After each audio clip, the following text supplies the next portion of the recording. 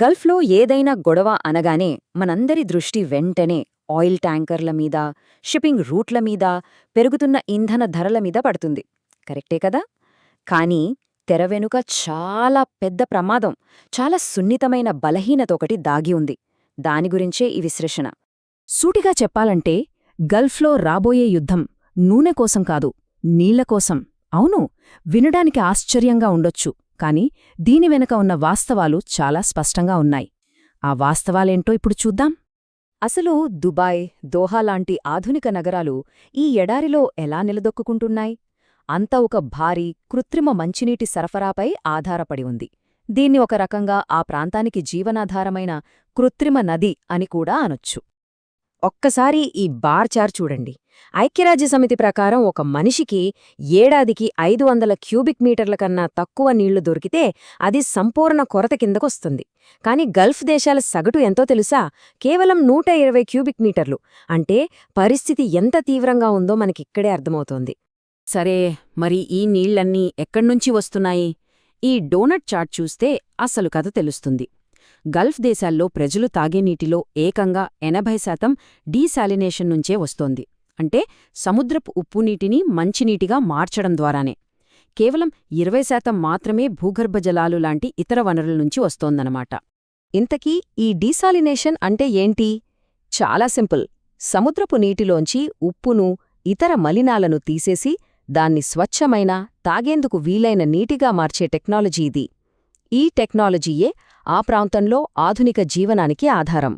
దీనికోసం ఎక్కువగా వాడే పద్ధతి రివర్స్ ఆస్మోసిస్. ఇది ఎలా పనిచేస్తుందంటే, ఫస్ట్ సముద్రపు నీటిని లోపలికి తీసుకుంటారు. తర్వాత చాలా హై ప్రెషర్తో దాన్ని కొన్ని ప్రత్యేకమైన ఫిల్టర్ లాంటి పొరల గుండా పంపిస్తారు. అప్పుడు ఆ పొరలు ఉప్పును ఆపేసి కేవలం మంచినీటిని మాత్రమే అవతలికి పంపుతాయి. ఫైనల్గా ఆ నీటిలో మనకు అవసరమైన కొన్ని ఖనిజాలను మళ్లీ కలిపి తాగడానికి సిద్ధం చేస్తారు. ఈ వ్యవస్థంతా చూడ్డానికి అద్భుతంగా ఉన్నా దీనిలో ఒక పెద్ద లోపముంది.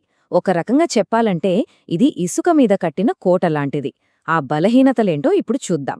ఈ సిస్టంలో కొన్ని కీలకమైన బలహీనతలున్నాయి. మొదటిది, వాళ్ల దగ్గర పెద్ద ఎత్తున నీటి నిల్వలు లేవు. రెండోది, ఇది జస్ట్ ఇన్ టైం సిస్టమ్. అంటే ఎప్పటికప్పుడు నీటిని ఉత్పత్తి చేసి సరఫరా చేస్తారు. స్టోరేజ్ ఉండదు. మూడోది, ఇది పూర్తిగా కరెంటుపై ఆధారపడి ఉంటుంది. పవర్ పోతే నీళ్ల ఉత్పత్తి ఆగిపోయినట్టే. అన్నిటికన్నా ముఖ్యంగా ఏదైనా పెద్ద సమస్య వస్తే వాళ్ల దగ్గర ఎలాంటి బ్యాకప్ ప్లాన్ కూడా లేదు. ఈ నంబర్ చూడండి, సుమారు 11 మిలియన్ క్యూబిక్ మీటర్లు. ఇది సౌదీ రాజధాని రియాద్ దగ్గర ఉన్న మొత్తం నీటి నిల్వ.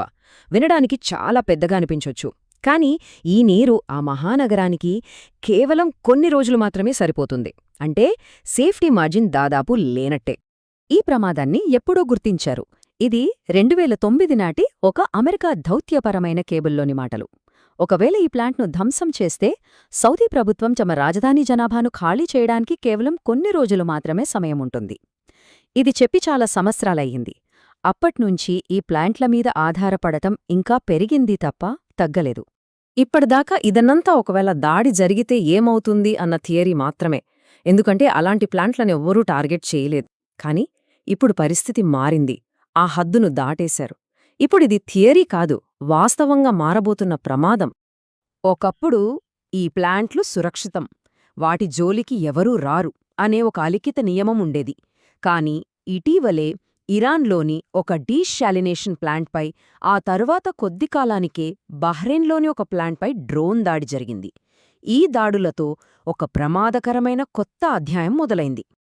ఇక్కడ మనం అర్థం చేసుకోవాల్సిన కీలకమైన విషయమేంటంటే, ఒకప్పుడు టార్గెట్ చెయ్యడానికి కూడా ఆలోచించని పౌర మౌలిక సదుపాయాలు ఇప్పుడు యుద్ధంలో ఒక భాగంగా మారిపోయాయి. ఇది యుద్ధ స్వభావంలోనే వచ్చిన ఒక పెద్ద మార్పు. సరే, దీనివల్ల వచ్చే అసలు పెద్ద సమస్య ఏంటో ఇప్పుడు చూద్దాం. అదే వ్యూహాత్మక అసమానత. అంటే ఈ కొత్త యుద్ధరంగంలో ఒక వర్గానికి చాలా పెద్ద అడ్వాంటేజ్ ఉంటుంది.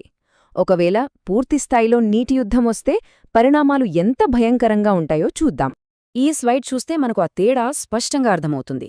సౌదీ అరేబియా, యుఏఈ లాంటి అరబ్ గల్ఫ్ దేశాలకు డీశాలినేషన్ ప్రాణం లాంటిది, జీవనాడి. అది ఆగిపోతే వాళ్లకు నీళ్లు లేవు. అదే ఇరాన్కు ఇది కేవలం ఒక అనుబంధ వనరు మాత్రమే. అంటే ఈ నీటి ప్లాంట్లపై దాడి జరిగితే దాని ప్రభావం రెండు వైపులా ఒకేలా ఉండదు. ఇది ఇరాన్కు వ్యూహాత్మకంగా చాలా పెద్ద అడ్వాంటేజ్ వస్తుంది. అంతేకాదు, ఈ ప్లాంట్లని నేరుగా బాంబులతో కొట్టాల్సిన అవసరం కూడా లేదు, పరోక్షంగా కూడా దెబ్బతీయచ్చు. ఉదాహరణకు, సముద్రంలో ఆయిల్ ట్యాంకర్ లీకైతే చాలు, ఆ నూనె అంతా వచ్చి ప్లాంట్ల ఇంటేక్ పైపులను మూసేస్తుంది. లేదా నీటి వనరు కలుషితమైతే ఉత్పత్తి ఆగిపోతుంది.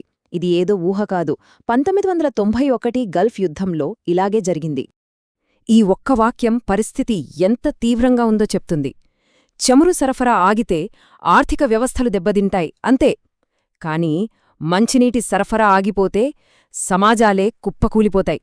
అలాంటి దాడి జరిగితే అది ఎంత భయంకరమైన ప్రతీకార చర్యలకు దారితీస్తుందో, ఎంత వినాశనకరమైన యుద్ధానికి దారితీస్తుందో ఊహించలేం. ఒకప్పుడు గీసిన ఆ గీతని ఇప్పుడు దాటేశారు. మరి ఇప్పుడు నీటి యుద్ధం జరగటం ఖాయమా? ఈ ప్రశ్న ఆ ప్రాంతం యొక్క స్థిరత్వానికి ఎదురవుతున్న కొత్త, తక్షణ ప్రమాదం గురించి మనల్ని ఆలోచింపచేస్తుంది.